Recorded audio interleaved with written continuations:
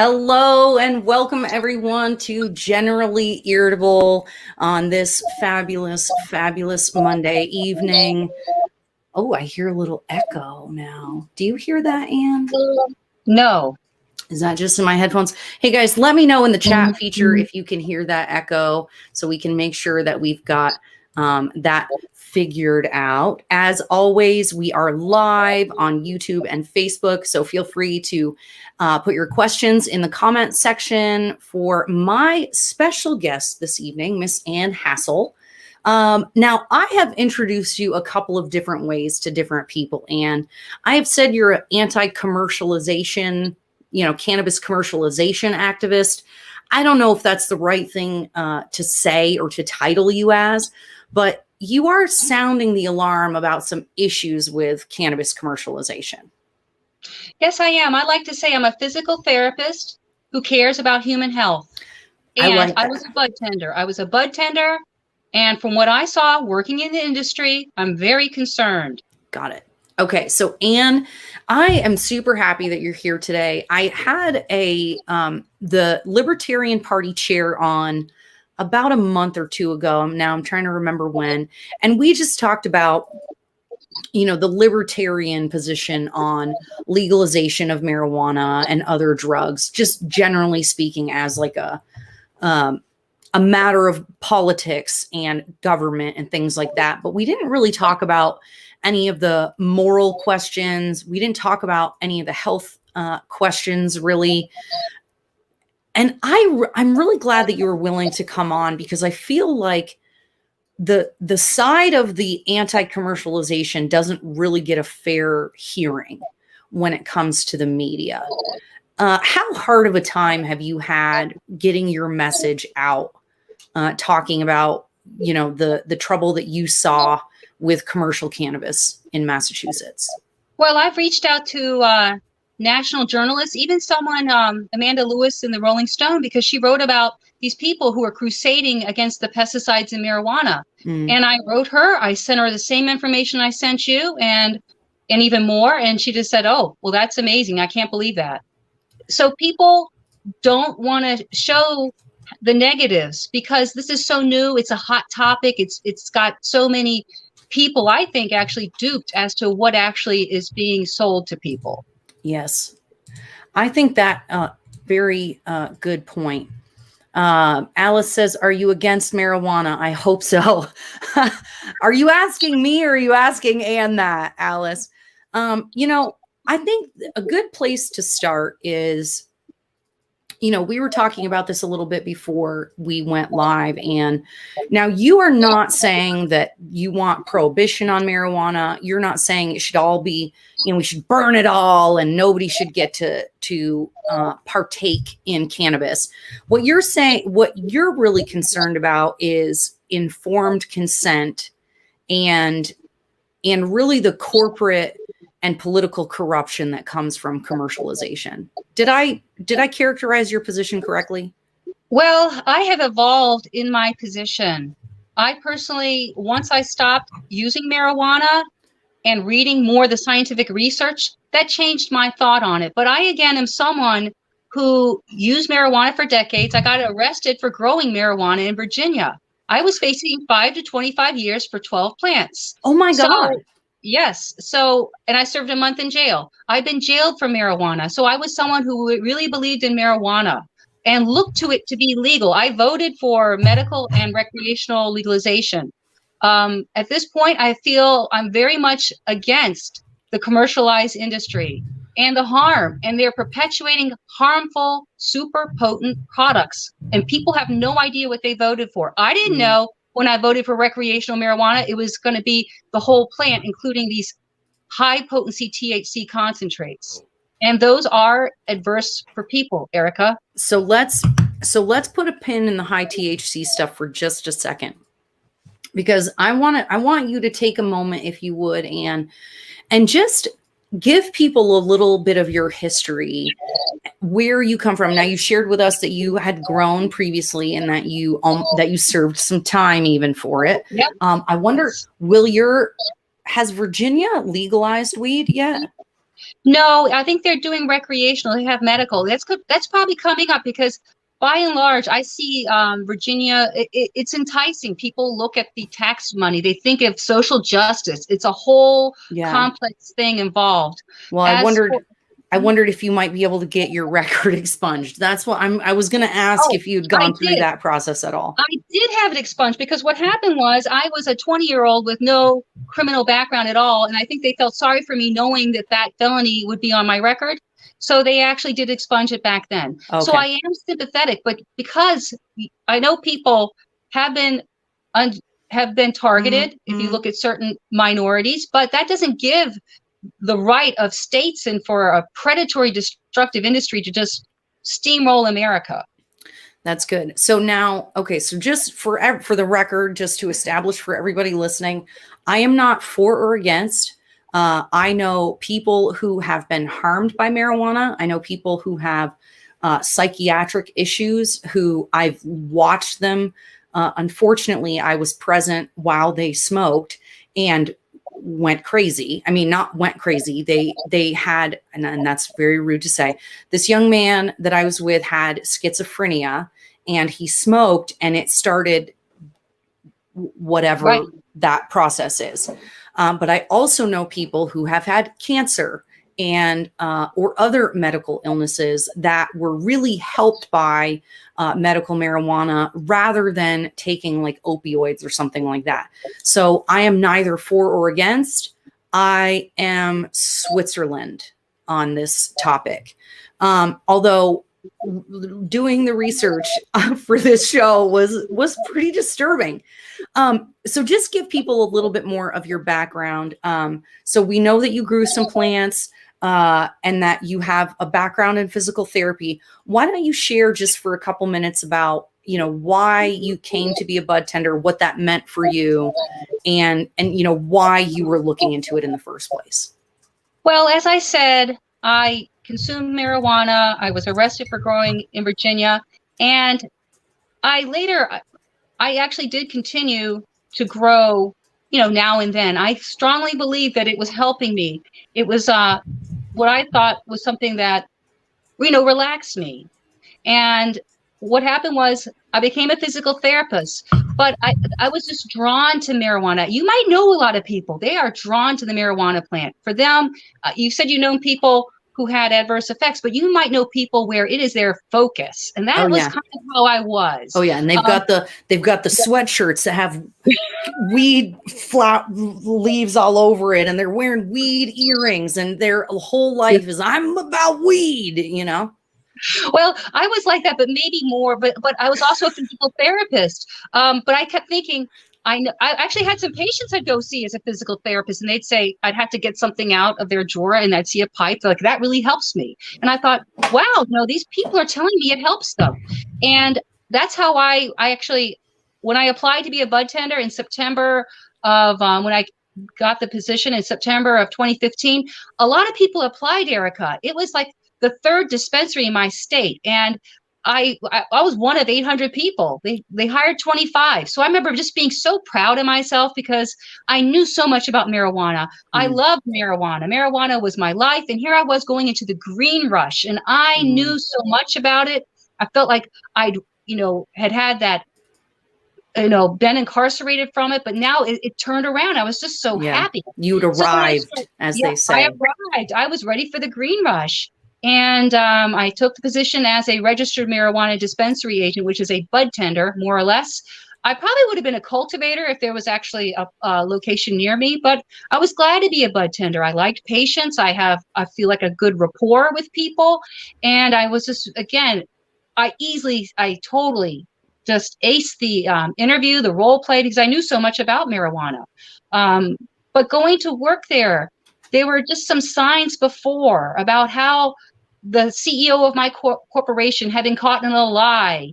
And right there, I thought, and they almost did not get the licenses because the state said if anyone lies on the application, they're not going to get the license. That's what Deval Patrick said. Oh, what was the lie? Yep. He said that he had a college degree and he didn't have he's like, oh, well, something happened, but it didn't sit right with me. And I just thought at the time, about that. Yeah, Why I'll lie review about you. something so obvious and verifiable? Well, that was it, because someone did verify and then he lied about when it was being verified. So that's even crazier. But he stepped down. But guess what? He actually still ran the company, even though he was told that he would not be. He ran the day to day. He was from Colorado. So that didn't sit well with me, but I started working. It was a really dark place in a way. I just Yeah. couldn't understand. It was, I guess they were almost secretive and just very close, but I thought they're worried about having a marijuana business. I don't know what's going on. But when I saw actually mold in the container, in the bins, I just thought to myself, this should not be happening. Yeah. It should not be happening. So how long were you working there before you started to kind of get a bad vibe or a bad feeling about what was going on? Definitely, I'd say by the third month I was. And I also, at Wow. that point, I went to the Cultivation Center. I was so excited because I wanted to like be in the with the plants. I wanted to trim the marijuana that I had done before so many times and get paid for it. I was just so happy. Uh, we go to the Cultivation Center and they have this airlock. So it's something that you step into this space and it blasts you with air. And oh, like I think this makes people think, oh, well, this is just taking care of Like everything. it's a clean room or But, something, like you're but when I going into walked through the the make yeah, microchips at IBM or something. yeah, that's what it was. It was very, and you had to do a dance. It even said do a dance. So what happened was I walked off the air. When I got through that airlock, it was very humid. It blasted in my face. And I kept thinking, Mm. and it almost that rotting fruit smell. I don't know if you've ever smelled like marijuana Mm. that is rotting, but it was humidity. And I just thought, well, that's Oh. strange. And then when they sent me to trim, of course, I had some other crazy where I learned things weren't right when I was working in the kitchen. But when I went to the cultivate, when I was trimming, that's when I saw all the mold and I trimmed moldy bud for 8 hours. And I said to them, excuse me, there's powdered mildew all over. What'll I do? They're like, trim around it. And that when yep. Now, what is there? Do you know? Is it different kinds of mold that can grow on marijuana, or was it all different kinds of But mold? what I mostly saw was powdered mildew. And what happens is if Mm. people look that up, it's very pervasive in the industry. You have high humidity. It doesn't help when you have 40 like halide lights just strung up from the ceiling with sheetrock. Okay, that's what the operation was, sheetrock. And They couldn't even go for some hardy back or something like that. Like they put in bathrooms, they just put up regular sheetrock. sheetrock. Yes, it was sheetrock. Yes, it was. And of course, on paper, Erica, Okay. they're going to do this high-tech cultivation center. Well, no, that's part of the thing people need to realize, that it's all about maximizing their profits. And if they can get away with it, they'll do They're going to that. do that. Do you know what the effect is of if you smoke mold, like what that does to your lungs or to your body? Well, of course, for the immunocompromised, it's very serious for them. But aspergillus, that's a type of fungus. It killed at least one person in California, so it can be lethal. And Wow. the problem is, so they decide that they can remediate the moldy marijuana. And the way they do that is dunking it in the hydrogen peroxide, like the cultivators told me, and I actually saw, or also What does smoking hydrogen peroxide do to you? That it's can't be good terrible. either.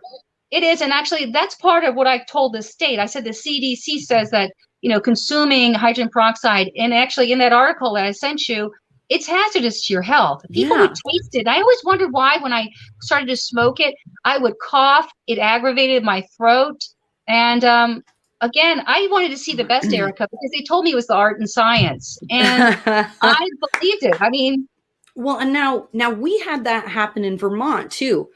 Excuse me. Oh my God, what's the dispensary downtown that you Champlain Valley Dispensary. excuse me. Yeah, so that was a Digger article that Yes. exposed that they also had a mold issue and a hydrogen peroxide solution. Yeah, I used to think that my corporation was an aberration. Then I realized it's the standard operating procedures across the entire country, Erica. That is really scary. And this is the thing that, like I said, when I was reading through the various articles and listening to people's testimony, I thought, I've never heard any of this before, ever. I had a client in Los Angeles. It was a cannabis delivery company. I did their accounting. And so I knew, he had told me that there were some shady dealings and that a lot of the people that he knew in the industry were akin to mobsters, basically, rather than farmers, even the cultivators. And that I thought was really unfortunate. Well, it's the love of money, right? It's going to do things. And I have to say, there was a coalition of growers in Vermont, organic growers, even social justice people who didn't want S54, the commercialization bill in Vermont, to pass. They felt that it would be harming their interests and shutting them out. And that's what it's all about. It's going to be the big players, the Silicon Valley venture capitalists. Those are the people going into this. Is it the bill 54? That is the one that allows for companies to get into each stage of the process, right? Grower, processor, seller. Vertical integration is what they call it. Got it. Yep. Okay. So that allows for vertical integration, which basically means that it's going to squeeze out any small time people who want to, any entrepreneurs, any cannabis entrepreneurs who want to get into the industry. They're going to be squeezed out in favor of these really large corporations. That's how it's going to go. Because let's face it, it's happened out west too. Like you can buy a gram for $15. Maybe people dream of being those craft cultivators, but how can they be when someone will be selling it for $4 a gram? And people need to understand the craft cultivation, it's not going to be what they think it is. I think everyone has high hopes for it, but it's just it's going to be dominated by the moneyed interests. And money, anytime you're talking about money and an opportunity in an industry like this where it's growing like crazy, there is so much room for corruption. There's actually an incentive structure created to be shady. Right, because again, if they can get $15 a gram and the crop gets moldy, they're not going to toss the whole thing out. In Massachusetts, you have the pesticides. I think even as much of a problem is the mold. It's very harmful for humans, and those are not being monitored. You have unethical people applying them. We had a cultivation center using them illegally. They get away with it because in our state, the marijuana corporations drive their sample to the lab. But in your state, there are no independent labs. I believe that the marijuana corporations have the labs in-house, which that doesn't sound right. I mean, they do. I think and I don't know why Vermont's doing that. That is, okay, so hold on. So we're trusting the people who are making it to test it and make sure that it's safe? Yes, Vermont is. And at least we have our third party. But Erica, guess what? These people get paid by the dispensaries. And there's been out in California, you had flower being tested and passing, and it or not even being tested. It was passed anyway. People get lazy. They all want their piece of the marijuana pie. Wow. Some of the stuff is just boggles the mind, especially in a state like Vermont that is so, about small bit, or at least used to be about small businesses, supporting the little guy, entrepreneurship. We have one of the highest rates of small business ownership and entrepreneurship in the country, actually.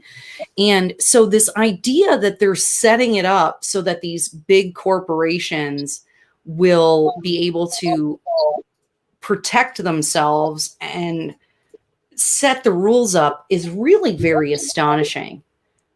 And right. I mean, is Vermont ready? I mean, I love going up there, by the way. I love Vermont, but I think, you have so few people. Are you guys ready?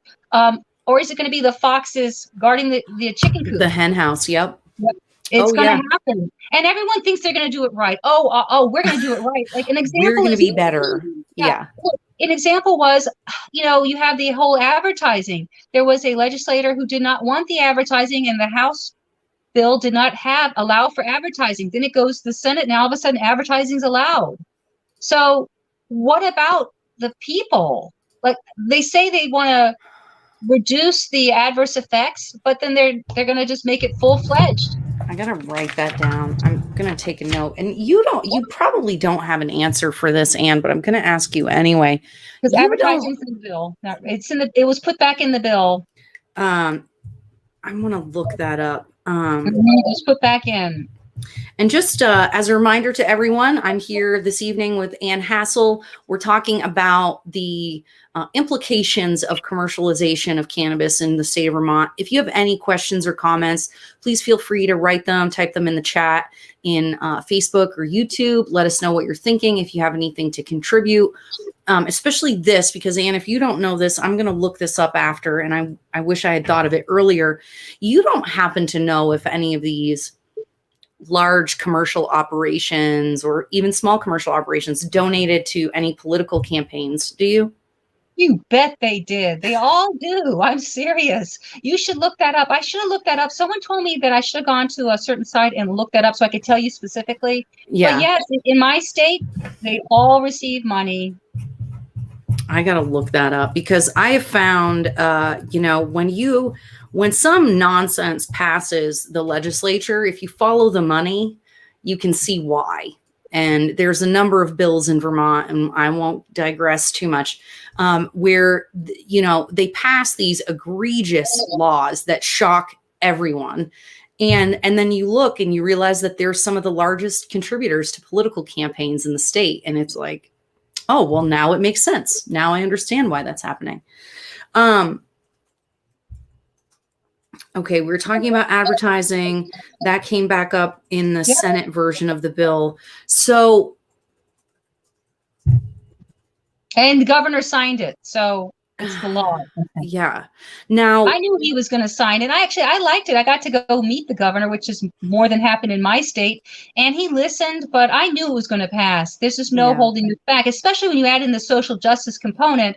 But as I said before, not only were various growers against it, but also there was a social justice group. Justice for All was against this because they know that it's going to be dominated by big money because that's big marijuana. Well, and that is the thing that I think was sort of the real kind of kick in the gut for a lot of people was this was billed as an opportunity to make things right and clean up the past for people who have criminal records because of cannabis. And, we're going to make it so that people of color get in first because, this and then that and whatever. And it's like all that just seems to have gotten sort of swept under the rug. Yeah, it's pot, smoke, and mirrors, actually. That's what they're doing. It is. Pot, smoke, and mirrors. That is amazing. I need to remember that one. Yeah. And now, so there's obviously all this room for corporate corruption. It's been documented around the country, in California, in Colorado, in Massachusetts. My experience in California was that it was really corrupt. I also have a client in Texas who does things with vaping, and they were asked to help with some product in California because they already had the mechanism for creating all of the, the pieces and whatever. And so blah, blah, blah. And they also, some of the nicest, kindest people you'll ever meet, Christian family, really gives back to the community, is very involved. And they told me that they were super uncomfortable with the people that they were doing business with. And so almost everyone that I have personal experience with and personal knowledge of who has done anything in the cannabis industry has said that commercialization and the people involved in commercialization are shady, mob-like, corrupt, and make people feel like they want to take a shower after they've talked to them. I'm sure there probably, I guess there's I know people who aren't on that level, but they're very rare. But again, I think it's dominated. Most of it, in my opinion, is how you describe it. Yeah. And a few people can perhaps get through, but no, people need to understand if they're unscrupulous and shady, what kind of marijuana are they selling you? They make their money off of how much they provide and how much. Well, and why why would I want to go get something that is, I'm trying to remember the exact number. That, there's all these vape cartridges, like 20%. I could be wrong. Don't quote me on that, y'all. But I remember it was a lot. Huge percentage of vape cartridges come from China. Yes. And I'm like, why would I want to go to a store, let's say a marijuana dispensary, and buy stuff that is made overseas or out of state without any oversight? Apparently, the FDA isn't checking any of this stuff, so there's no way to tell if it's good. We already know that they're lining. Well, okay, we'll keep the vape. No, I said I was going to wait on the vape stuff, so don't let me forget. Why wouldn't I just keep going to the farmer down the street? The guy that I've been getting it from for years, he knows the farmer, and the farmer is like organic, and it's, blah, blah. Like, why would I participate in the legal market when the illegal market sounds like it's actually safer? Actually, as with legalization, it has increased the illegal market across the board. It really has, because you bring up a good point. Why would you buy, like in Massachusetts, an ounce for $420 when you can get it from someone for $200? So they keep saying that if we legalize it, it's going to reduce the black market, but it only increases it. And if you're also, you have to realize, I don't know if you knew this, Erica, there was a big bust out in, I think Tacoma, out in Washington State, and you have cartels. You have people from China who are coming here and setting up grow houses. It happened it's happening in states. It even happened here in Massachusetts, because again, it's the big draw. It's the money. But I bet you they're not doing a good product, because again, it all comes down to the weight of the yield. And it's just, people have to understand, just because you make it legal, it doesn't make all the problems evaporate. No, it magnifies the problems. Well, and we've got a question. Ray says, is there statistics on toxins with the underground sales like it's been for years in Vermont? So like, do we know, Ray, correct me if I'm paraphrasing incorrectly. So basically, do we know, like, if the black market sales versus the dispensary, if the dispensary is using pesticides and hydrogen peroxide and all this other stuff, do we know what the black market folks are doing? Well, people would say to me, oh, it's so great we have these dispensaries because now the product is so much safer. And I would just think they have no idea. Now, granted, you will have people using banned pesticides in terms of illegal growers too. But in my opinion, if you're going to tell people, oh, it's just so safe, that's my biggest problem. They're telling people that the state is regulating this. It's not safe. So therefore it's safe.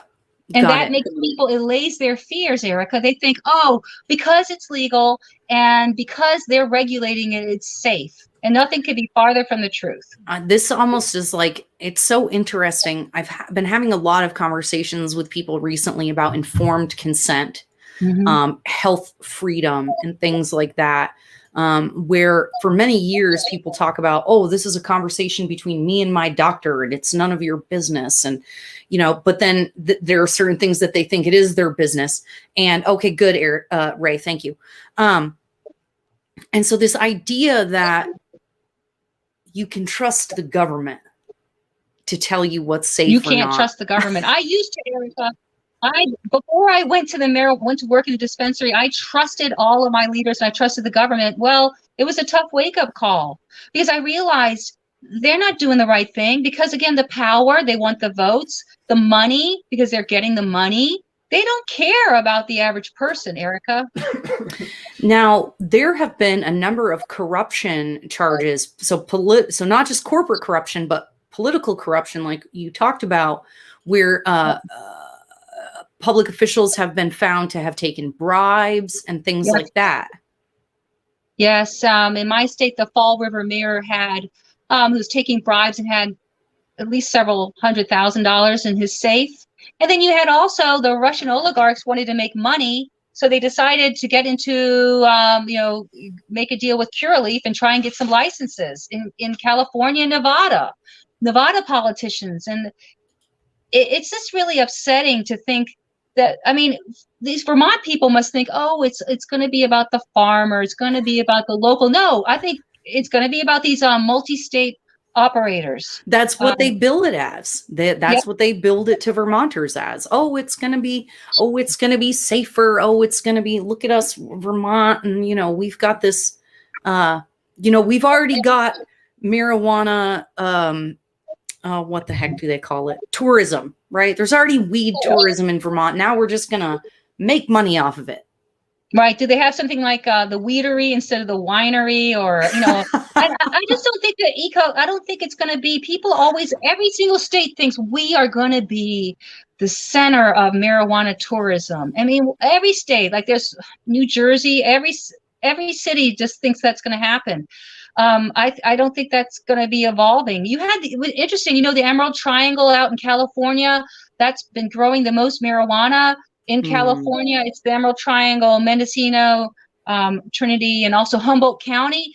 Well, they voted against legalization because they wanted to preserve, their livelihoods, and they knew what would happen. Yes, even the most pro-marijuana people voted against it because in California. The way the government works.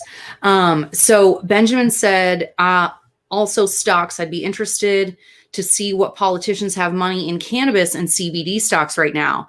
Yep. What about John Boehner will get $20 million if marijuana is nationalized federally. What? Yep.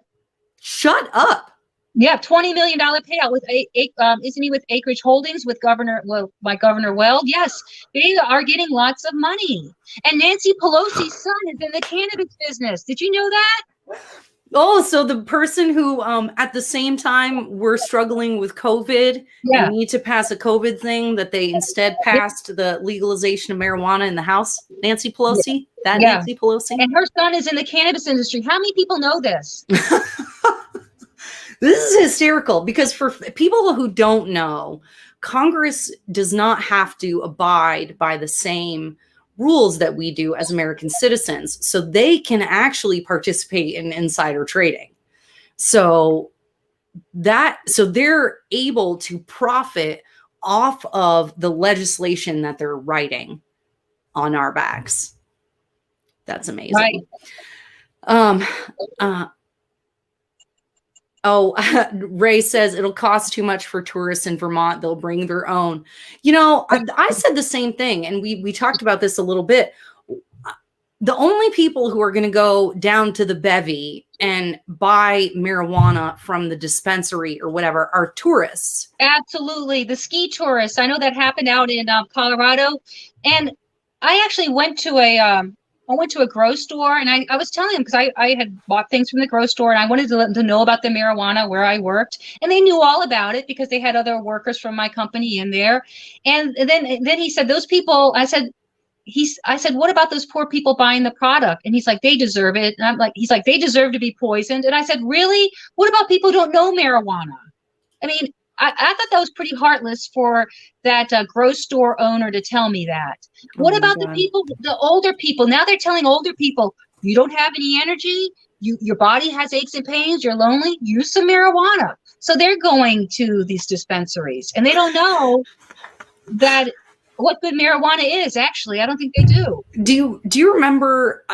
I'm not old enough to remember seeing them, but I've seen them where all of those old ads where it's like 9 out of 10 doctors smoke Camels, or, like your doctor prefers Marlboro. And I'm like, I just can imagine we're going to look back on marijuana ads in, 20, 30, 50 years and laugh the same way at the ridiculousness of it. Well, what bothers me about, big tobacco is it took over 80 years, and they were before Congress, and the CEOs were asked, is your product addicting? No, it's not. And they all lied. And I really feel like that's what the marijuana industry is doing too. And they did it with opioids. Yep, absolutely. And in TJ Donovan, our attorney general, has even gone as far as to say that marijuana is not a gateway drug. And I've heard people for years say that marijuana is not addictive. And as a recovering addict and Yeah. alcoholic, I would tell people who would try to say to me, oh, I don't like, I'd sponsor people and they'd be like, I don't have to quit smoking weed because it's not addictive. Or people would argue with me that weed was not addictive. And I was like, if you believe that, then you've never been a weed smoker. That tells me you've never been a weed smoker. Actually, yeah. Oh, go ahead. Actually, in the terms of the sobriety world, if you say I'm giving up everything except weed, that's California sobriety.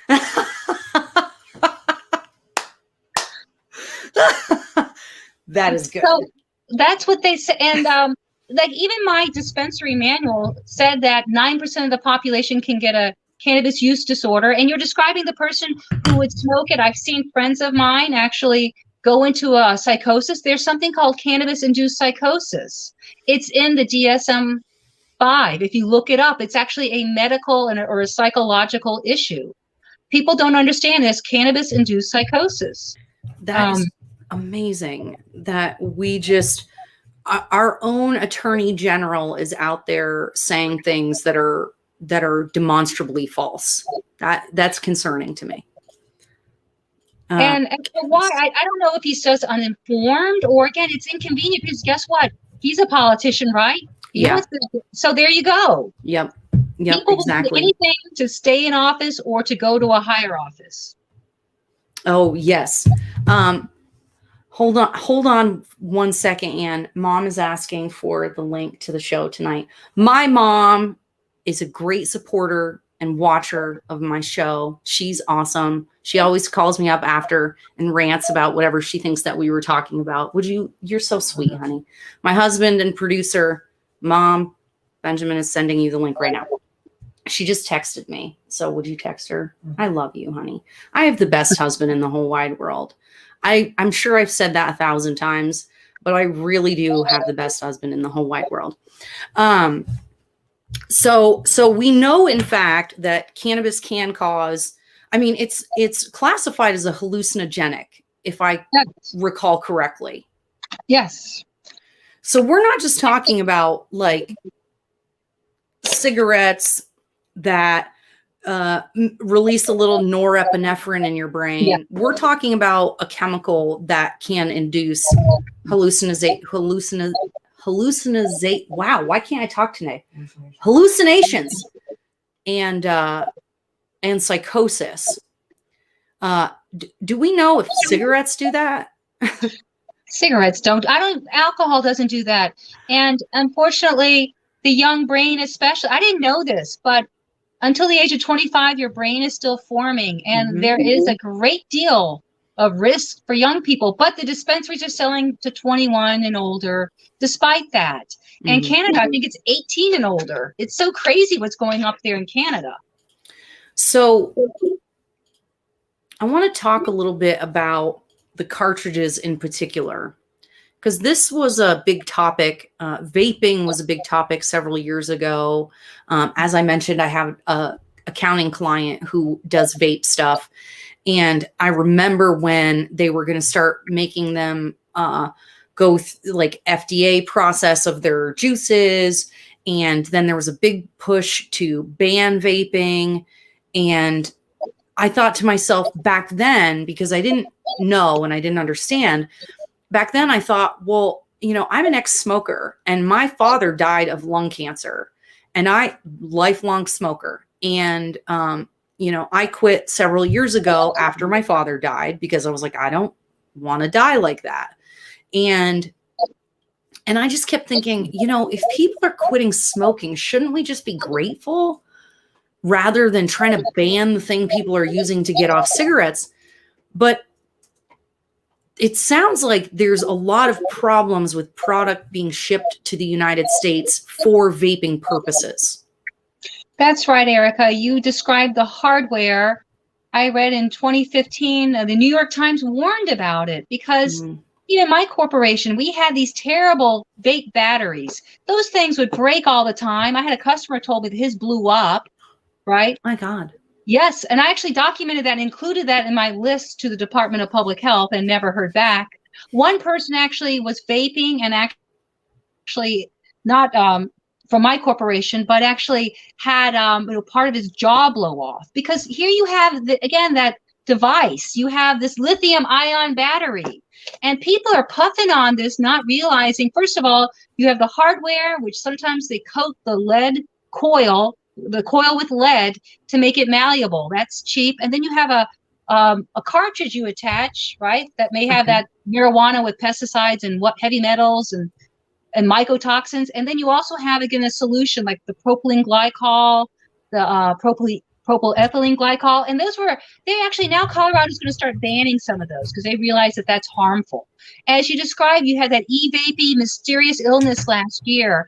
And actually in my state, in Massachusetts, there were 6 instances of people who had e-vaping who bought their products from a marijuana dispensary. So it's not just the black market. So I need you to back up for me a little bit so I can understand the mechanisms. When you say there's something that you said is coated with lead. Right, the battery. So you have a coil in the battery. And also and that's the thing. Yeah. Oh, sorry. What's that?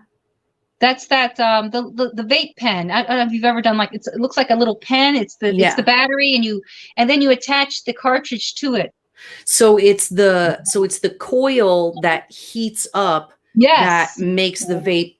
Yes. Vape, and it's basically got lead in it. What if it has, and no one's doing a test of, wow, let's see what happens when we draw from this vape device.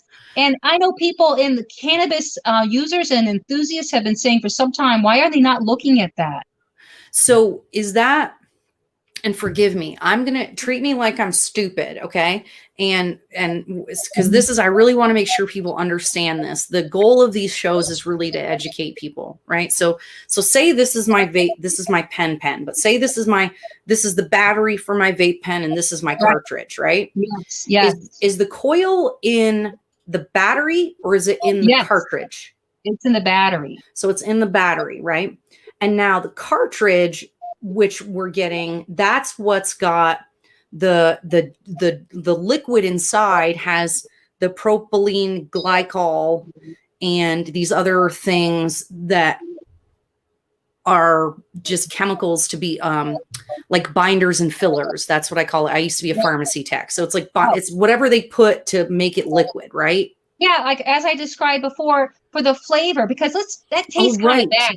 They add the terpenes to make it flavorful, just like Juul had the flavors in theirs. And Juul got into big trouble. Do you remember the whole thing with Juul?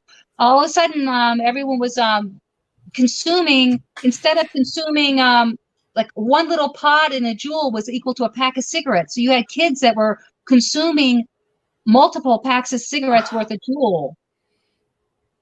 That's so gross. And they actually are now suing them, I know in my state, because they felt like that was, again, targeting to the youth. Because I have to say, when you look at alcohol, when you look at cigarettes, especially alcohol, you have an industry where 75% of the product is bought by 25% of the users. I want you, and the same in marijuana. I would be a heavy user by the time I didn't start off as a heavy user, but by the time I started consuming the concentrates, I became a heavy user, and I was just consuming more and more and more. And that's eventually what I believe the industry wants, are these heavy users. So are you listening? Because her audio just went funny. Is that just my headphones, or is that my fault? Or is that something? Say something for me, Anne. Okay. Can you hear me? You hear that? Yes. Does it sound funky? A little tinny. Yeah, you just got a little far away for some reason. We'll keep talking. Maybe it'll correct itself. I can still hear you, so I'm assuming everybody else can still hear you too.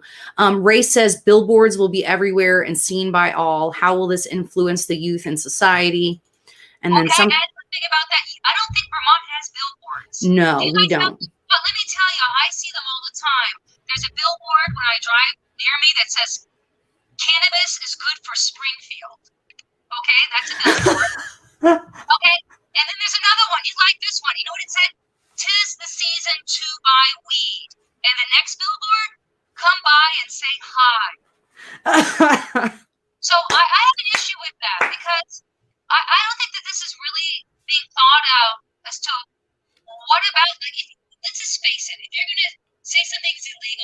less people do it. That's just, it's true. People don't want to look at it, but when you make it legal and then advertise and then push it as being a medicine and healthy, you're going to increase the rates. So, Anne, your sound is getting worse, gradually worse. I'm not sure. Do you have plenty of power on your phone? Yes. Come back in. If you would, Anne, leave the broadcast and then log back in. Okay. We'll see if that helps. I'm gonna try to do this without her for a little bit. Ray, yes, store signs. You are not joking about that. Okay, she came right back in. Hopefully that makes it easy. All right, let's try that now. Can you hear me? Oh, much better. Yeah, we got you back. Yeah. I just think it's sad with those billboards. In my state, they weren't supposed to have billboards. You were not supposed to have advertising related to marijuana to a population that had at least 25% under 21. And in California, they banned marijuana billboards, but they still made their way up. Yeah, I was going to say, I saw Mad Men billboards, and I probably shouldn't be advertising for people on my show, but there were definitely weed billboards in LA when we lived out there. And one of the things I've been listening to somebody down at the Howard Center in his testimony, he was saying that even though we aren't advertising, even though there isn't billboards up advertising marijuana, the normalization of it and this rhetoric that, oh, it's good for you and it's medicine. Oh, marijuana is medicine. It's medicine. It's medicine. It's medicine is telling people that there really are not side effects for it. Right. Right. And then you're going to have what I have here in Pioneer Valley. You're going to have marijuana smelled everywhere on the streets. People are smoking with impunity. They don't care. And it's sad because even I read about the YMCA. They have a daycare, and they wrote a memo for parents saying, please do a smell check of your kids before you drop them off so they're not reeking of marijuana.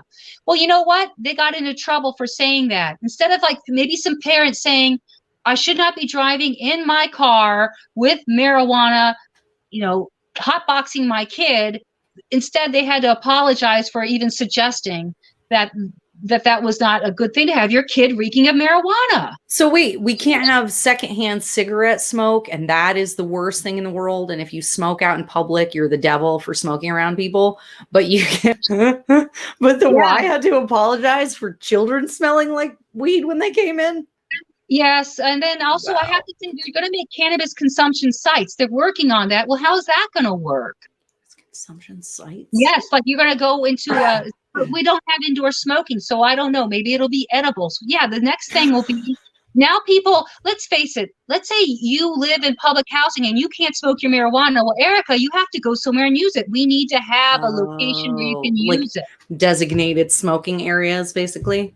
Or a cafe. I think it's gone too far. I never thought any of this was going to happen. I thought it was a good thing that, again, people would have the opportunity to consume what at that point I thought was not harmful, but it's gone over the top. It's really been kind of remarkable to see what's happened. Now, I remember you mentioning, and I think I read it somewhere else, about heavy metal toxicity from smoking marijuana. How does that happen? That's right. I was actually heavy metal poisoned when I left. That's right. Yep. And that was a big problem. I have this whole book, Measuring Heavy Metals, Contaminants in Cannabis and Hemp. It's a problem. This writer is saying that we don't have the testing that we have done. We only test for 4 heavy metals. There are many more. But if you have fertilizers, if you have nutrients, because they're, again, growing this hydroponically, and you might know people who do hydroponics, but they don't want to do it with, again, anything that's harmful. But if they can get away with it, you have, again, insecticides, you have nutrients, you have fertilizers. And that all has metals in it. It can have liquid. Or you know what else I learned? I learned that, let's say you have your plant drenched in the pesticides. Maybe some are approved, maybe not. But when you're making the cannabis concentrate with butane and propane, that makes a reaction that increases the heavy metals. So basically, there's all this science to growing, and people who are not thoughtful or careful about it are poisoning people basically without maybe intent or maybe knowingly, but maybe even unknowingly.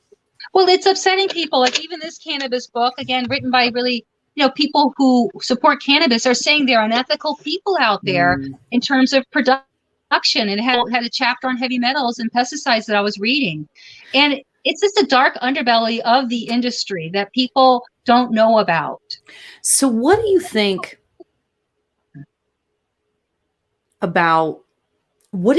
would be a good solution? Do you think government should just stay out of it, keep it, like in Vermont, as an example, it's not legal technically, it's just decriminalized. And if you are a person, you can grow your own plants. Somebody write in the chat, I used to know what the answer was. You can have like 3 adult plants and like 5 immature plants. Do not quote me, anybody.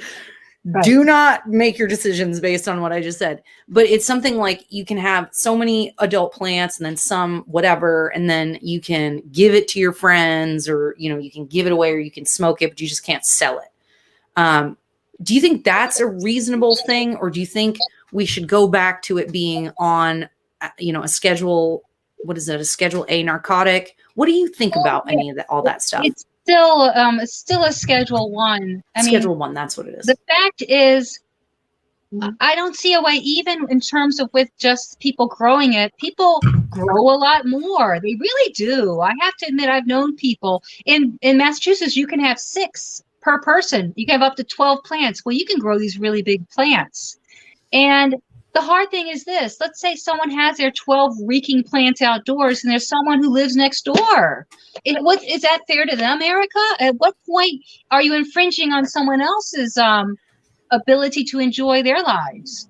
Well, that's a good question. And that's what, it was funny. We were joking about growing some in our backyard, which is right on the bike path in Burlington. And I was like, they would immediately get stolen. Like, we would never be able to get away with that. And I wouldn't want it in the house. And I wouldn't, like, for what? And like, it creates a lot of interesting conversations. And I just think, if we know that the government is terrible at everything and they just have a tendency to screw stuff up, how do we do this in a way that's reasonable, fair, and just? Well, the thing that worries me about nationalism, federal legalization, is that the marijuana lobbyists will become so powerful. They already are getting so powerful. I think they're spending millions and millions and pumping it. And yeah, you do have people that are trying to stand up against them, but they're just being bulldozed because it's so much money. It's going to become so powerful, and it's global. I didn't realize the global implications. Now they're talking about how this is going to be something exported between countries and this and that. And maybe one day someone said, Anne, why are you so worked up about it? One day you're going to go to a convenience store, go to Cumberland Farms, and they're going to have packs of joints. And I thought, that's really sad. I'm not looking forward to that. Well, here's my thing. Oh, Ray, thank you. He said it's 3 and 3. So 3 immature and 3 mature. Here was the thing that I found really concerning about it all. When, we talk about what weed was like, back in the day, when it was just grown and it was just normal and people weren't doing this hybridization and genetically modifying and, like we've done to our food, which a lot of people have suggested has made us sick, that all this genetic modification we're doing to our food and all this processing is making us sick. And then we're going to do the same thing to a medicinal plant, that has legitimate medicinal purposes and is used in various religions, ceremonies. So it's legit, like it has a purpose. I get it. We're going to take this thing. We're going to screw it up because that's what we do. And then we're just going to make people sick. Yeah. And one of the testimonies I heard was that in the 2019 Youth Risk Behavior Survey. So in Vermont, they do this Youth Risk Behavior Survey. And that in 2019, we saw a huge spike in suicidality, and more than normal, but also in correlation, maybe not, maybe causation, maybe not, a huge increase in marijuana use. So at the same time we're decriminalizing it and telling everybody that it's medicine, young people are using it more and having a higher risk of suicidality, suicidal thoughts, and attempts. Yeah, especially out in Colorado. They had even a greater than Vermont, because in that culture, it's been there longer. I think 2012 is when they started doing really more medicinal. They were one of the first to do, even before California, they did actually recreational. And yes, what about that? And I know that I consumed it. Why I eventually stopped is it was producing, after dabbing that high potency THC concentrates, I never had a psychological problem, and I wanted to end my life. So when people tell me that that is related, I understand, because it brought me to a dark place. I never thought marijuana could do that, because again, I was used to the 1980s marijuana, the 1990s marijuana getting stronger. I wasn't anyway ready for what this is now. I call it Frankenweed. I think it's an abomination, and I think it's disgusting. Did we have to make it toxic and dangerous to this extent? And that's what, so for people that don't know, for anybody that's watching and doesn't know, dab, and I'm trying to remember all the different terms. There's dab, shatter, glass, or something. Isn't there like a bunch of names for it? Well, you have the cannabis concentrate. It's what I said before. You take the cannabis and you strip it with a butane and propane or CO2 extraction. The thing is, you have a highly concentrated concentrate. It can be, and you dab it. And that's when you take a little bit of the shatter or the wax. And it's basically just like a little, it's basically just like a waxy, like a little ball of resin. Yes. Right? Yes. Okay. Yes. Okay. And then you heat it. But I'm telling you, it's very powerful. I had never, I mean, I just remember that first time I tried it. And then of course, it was like it's like you got high for the first time and then some. That's people are reporting that. You can be a decade smoker and smoke that, and it's like over the top. The problem is, once you smoke that, the concentrate, you can't go back to the flower because it doesn't give you the same high. It's like crack cocaine versus just powdered cocaine. The high is stronger, more intense, but leaves you wanting, essentially. Well, it's interesting that marijuana, it stimulates the same receptors in the brain as the opiates. So there is a correlation. People say that, oh, we need to have the marijuana because it'll stop people from, being on opiates. And that's just not true. There might be some people who say that happens, but if you look at in fact, the surveys of what's happening in the studies, it isn't helping. That's really interesting. I did not know that. Well, and I've read studies. This was back when I was looking at quitting smoking, and a mentor of mine in recovery talked about how if you are trying to abstain from, alcohol, whatever, if there's anything that you hold on to that you're addicted to, then you are more likely to relapse on whatever it is you're trying to abstain from. So he said the studies showed that if you were a recovering alcoholic, as an example, but you did not quit smoking, or if you quit smoking as well, you were less likely to go back to abusing alcohol because you'd gotten rid of all of your addictive behaviors, basically. Yeah, it's really interesting. You have your brain and you have dopamine, and dopamine can be a natural reward. Let's say, Erica, your husband says something nice to you, or you do something nice for him. It's just a good feeling. But unfortunately, as a society, we're not content with that. Instead, we're getting swept up in these actual a drug producing that. And whereas, let's say, if I go on a bike ride and my dopamine and I'm feeling good, but when I was doing the shatter, it jacks it up to here. So I could not feel anything positive unless my brain was stimulated to that level with the concentrate. Well, and now that talking about America as a whole, right? So Well, okay, let me take a step back. So Vermont, we have one of the higher rates of suicidality in the country, higher than the national average, which people Hmm. don't talk about. We also have a huge problem with opioid addiction.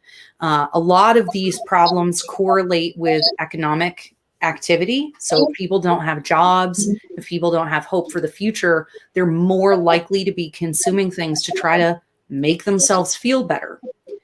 And when we're talking about the United States as a whole, where we are hyping up those neurotransmitter releases, right? So we drink a ton of soda that dumps various neurotransmitters in our brain. Eating fast food, right? McDonald's knows exactly how much fat, sugar, and salt to put in their food to make a dopamine kick in your brain so that you'll become addicted to it. Like, we know that they've been doing these psychological things to our foods and all that other stuff. And now, so now we have a more especially now with COVID. Right. So we have all these deaths of despair already. And then we make even more available this thing that looks like it's going to help you feel better, but it's really just like pot, smoke, and mirrors, like you said. Well, people actually, I thought that I was feeling better from it because actually, if you're on, as you say, hallucinogen, how do you know how you're really feeling? What's happening to your brain? You don't know. Yeah. And that's sad. And you bring up a good point because actually, the rates of alcohol and marijuana use are unprecedented. And look what's happening in the world. It's really sad. And again, I feel for Vermont. Vermont has the #1 in terms of college marijuana use because Vermont was a very much, you know, going back to, I guess, Woodstock and all that. A lot of people came up there. It did happen. Oh, And yeah. it's a beautiful state. It's very outdoorsy. But I do think UVM was rated #1 party school in the nation wow. multiple years in a row by Rolling Stone magazine. And that's incredible, even compared to California. Yeah. Oh, yeah. And that's what, we have all these big name music groups like Wu-Tang comes to Burlington, Yeah. and people are like, what? Really? And I'm like, yeah, this is known as a place that you can come, let your freak flag fly, whatever it is, and then get into some nonsense. But I know what really bothers me though about everything is that out in Portland, they basically decriminalize, let's say 3.5 grams of meth, 3.5 grams of heroin, 40 tabs of acid. So what's going to happen with that? What's going to happen there? More people are going to be using drugs, and they want to say, but people use drugs anyway. We might as well do the harm reductionist thing. But I really think that's a bad way to go because you do have people that are openly using IV drugs. And I don't think that that is good for people to see. And at what point, again, is it their right to do that? And what about other people who don't want to do that? But I feel like right now, our society is just it's not going in a good direction. No, we're definitely very dysfunctional as a whole overall. So Anne, we have come around the hour. And so I just want to give you a moment to take a couple of minutes to share any last thoughts that you have with folks, anything that you want to make sure that either make sure we talk about, or, just like a closing statement or whatever you want to share with folks. Well, I've been up to Vermont to tell people about the industry and what's really happening in the marijuana industry. They're touting it as being healthy and you may go in these stores and they seem so clean, but you don't understand really how the product's being grown. You have assurances of people who are actually in the business to make as much money as possible.